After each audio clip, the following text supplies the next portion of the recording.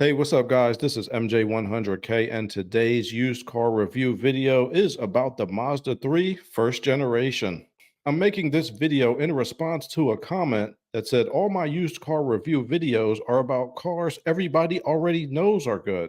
Because everybody knows they're good, that makes them a little bit hard to find on used car lots at a reasonable price. So for today's video, I had to use all the powers of my automotive nerd research to find you a high mileage capable vehicle that's a little bit less well known. The first generation Mazda 3 is my pick for an inexpensive hidden gem. It runs from 2004 to 2009.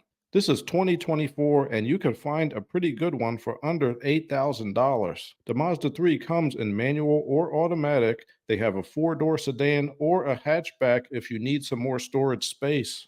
You can get either a four-cylinder 2-liter or a 2.3-liter in case you need a little extra horsepower. The 2.3-liter Mazda 3 is known for being a car that is pretty fun to drive.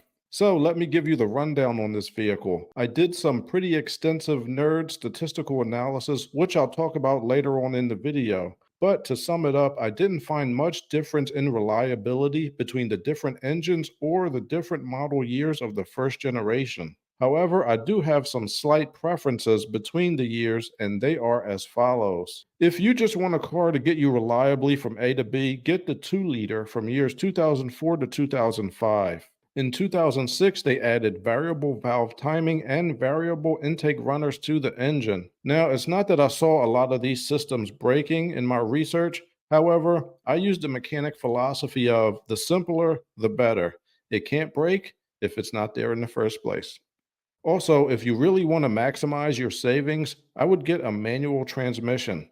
Manual transmissions are cheaper to repair. It's a lot cheaper to replace a clutch than it is to put in a whole new automatic transmission, as I'm sure you know. I'm telling you, I saw a couple Mazda 3 stick shifts online for under $4,000. I'm really confident that if I bought one of those, I could put another 100,000 miles on it pretty easily. Manual transmissions are also less likely to be stolen because most of the current generation of car thieves cannot drive a stick shift. Now, if you want a car that's a little bit more fun to drive, definitely go for the 2.3-liter engine because it does have more horsepower. For the best years of the 2.3-liter engine, I would get a 2007 to 2009. That's because in 2007, they retuned the already good suspension and they added some sound deadening material to reduce cabin noise. Depending on the trim level, some Mazda 3s have pretty good options, including a Bose sound system, heated seats, and climate control. There's actually a bit of a tuner community for the Mazda 3. They sold pretty well in the US and they were pretty popular in Canada as well. If you want more information on tuner options and upgrades for the Mazda 3, You gonna love this.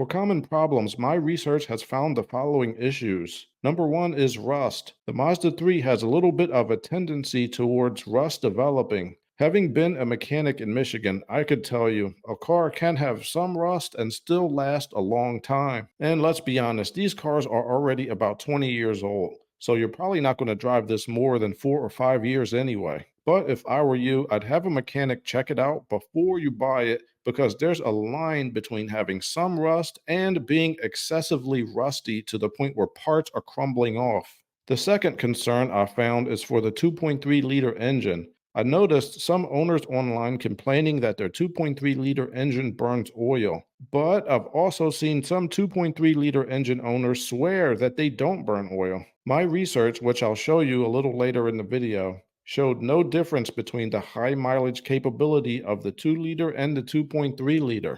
It looks like there's most likely no inherent propensity for oil burning in the 2.3-liter engine.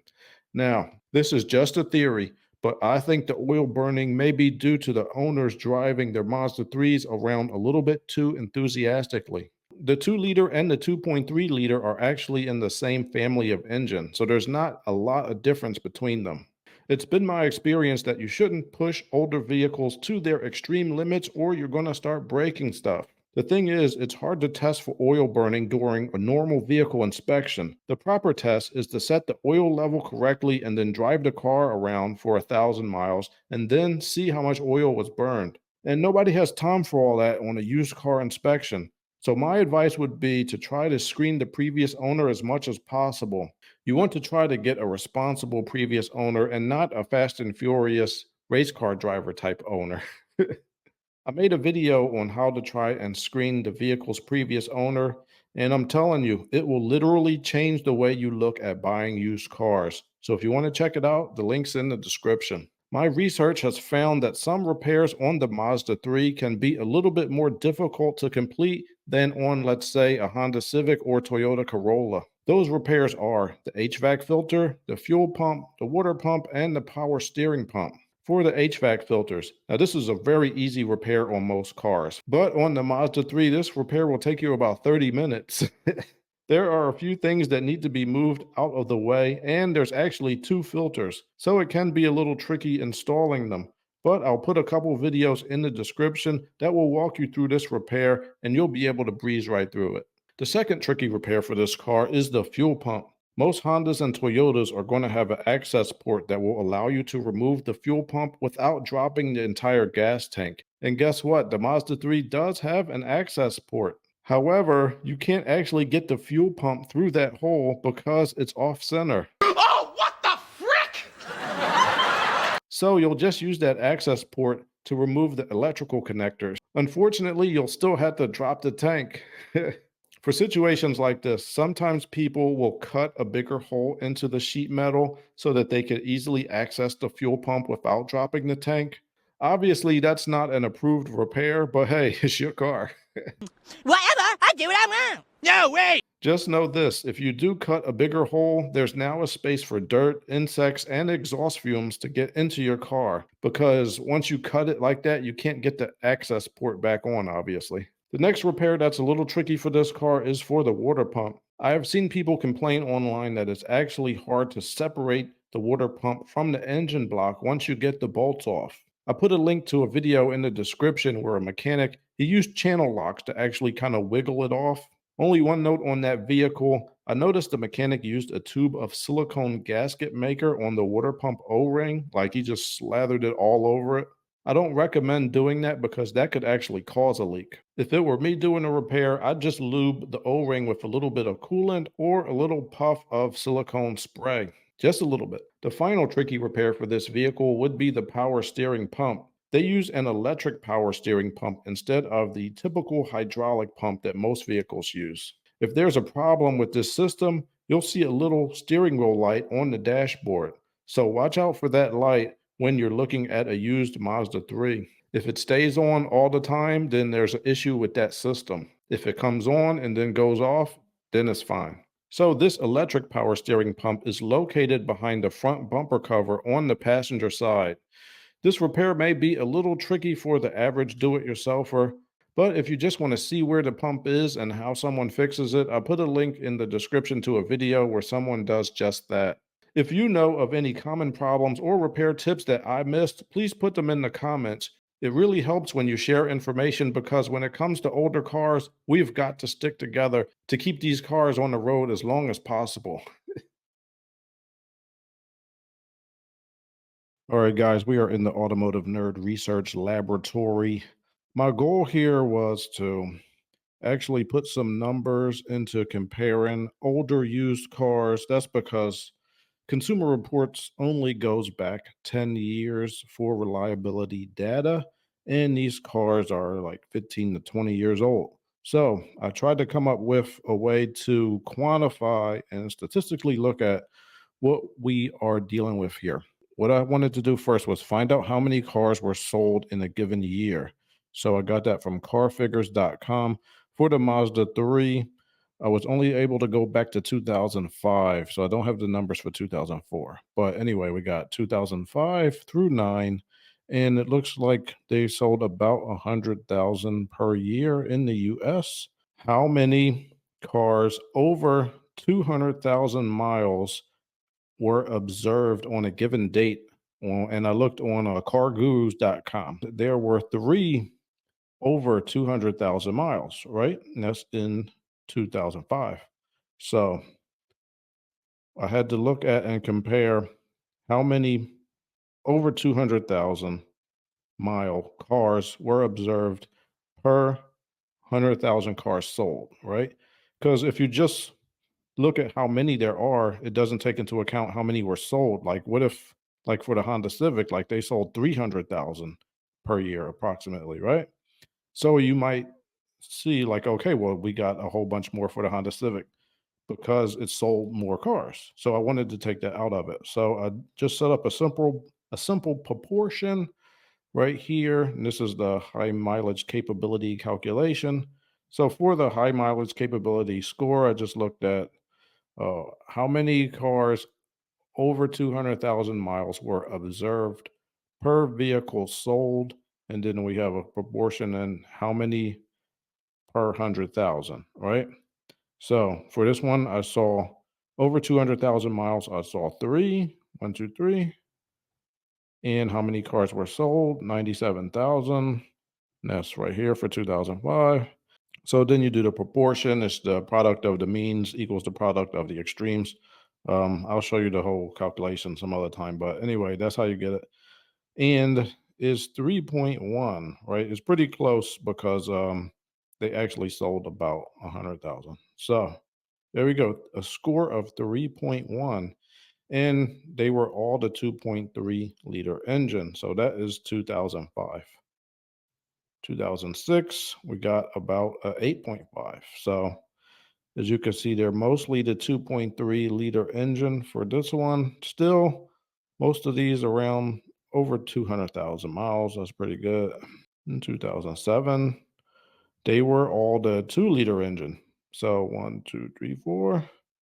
And we got about a score of 4.2. 2008, we got a mix of 2 liter and 2.3 liter engines. There were a couple that were right under 200,000.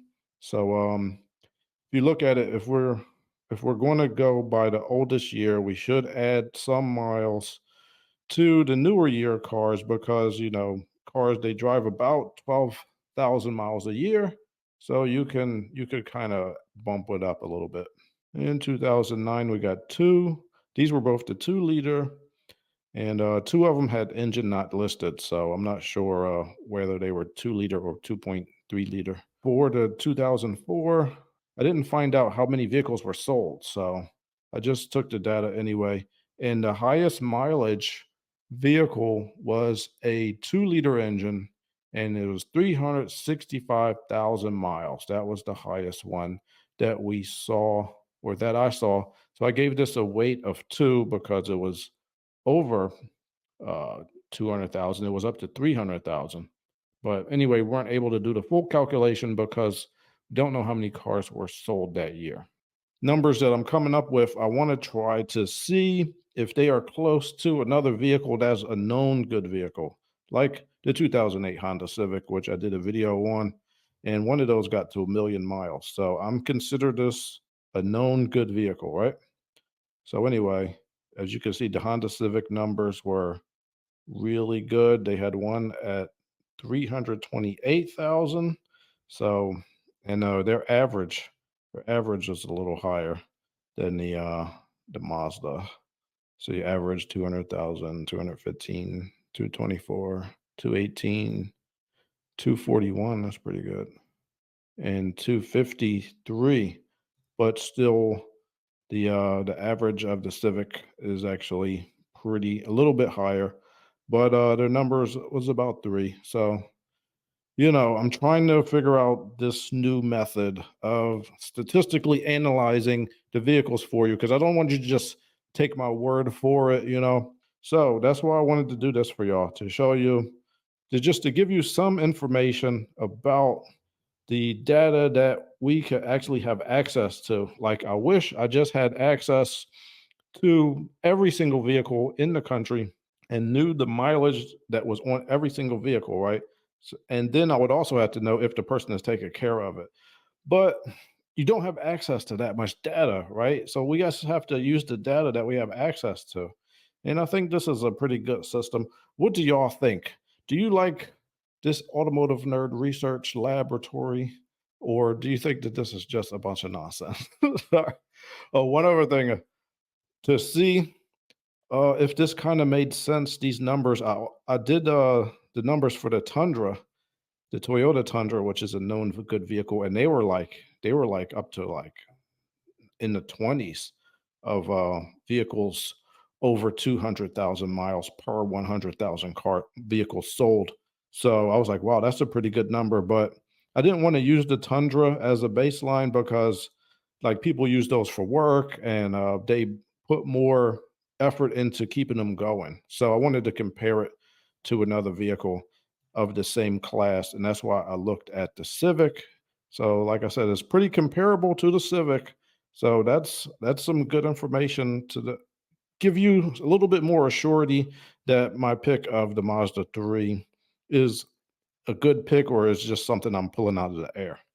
Uh, to see a known bad vehicle, I went on Car Gurus to look up Volkswagens, right? So I said, well, what's the best Volkswagen that has high mileage over 200,000? And I looked it up and it was zero for like I think it was 2005. I looked up. It was zero vehicles over 200,000 miles. So that's like an example of a known bad vehicle. So I'm trying to figure out this research for you guys and let me know what you think about it. All right, the Automotive Nerd Research Lab is now closed. Get out, class is over. The bell didn't even ring. Bring! As you can see from this video, the first generation Mazda 3 is high mileage capable. It can make for a good, inexpensive used car choice. But like I always say, try to screen the previous owner as much as possible and get this or any used car inspected by a mechanic before you buy it. If you don't know a mechanic, you can check Craigslist or other sites online to help you find a local mobile mechanic and have them meet you at the used car lot. If the used car lot doesn't have a lift you could use, you could have your mobile mechanic bring those little plastic ramps to drive the car up onto so that they can look underneath. Sometimes just a quick look underneath of a vehicle can uncover serious problems that you would have never noticed. I'm sure that a local mobile mechanic would love to do a used car inspection for you. I'm telling you, mechanics love to do this type of thing. It's a chance where the mechanic can use his skills to actually help you and keep you from getting ripped off. Just to be clear, when I say get a car inspected by a mechanic, I'm not looking or expecting perfection. I'm just trying to make sure that the car isn't in such bad condition that it becomes a total loss and you lose all your money. What you can do is, if there are any small things that the mechanic finds that are wrong with the vehicle, use that as leverage to lower your offer to the used car lot. For example, if the mechanic finds that you need, like, let's say, an outer tie rod or a couple tires, and maybe even a valve cover gasket, just tell the salesman, look, it's a good car, but it has a couple problems I'll have to fix. Let's say if they're asking for $7,000, you tell them, I'll give you $6,600 cash right now, or I could keep shopping elsewhere. The chances are they'll take your offer, and then you could use that money you saved to offset the cost that you had to pay the mechanic for inspecting it. Worst case scenario, the mechanic finds that the car was a complete piece of garbage. Let's say the engine's bad, the transmission is slipping, or the frame is rusted completely out. Yes, you will be out your inspection fee, but you wouldn't have wasted several $1,000s on a piece of garbage car. Even if the car is only $4,000, I mean, still, those are your $4,000, and I don't want to see you get ripped off. So that's all I got for you today. If you have any questions, please put them in the comments. And if you own a first generation Mazda 3, please let us know your experience, good or bad. Thanks for tuning in and have a good one.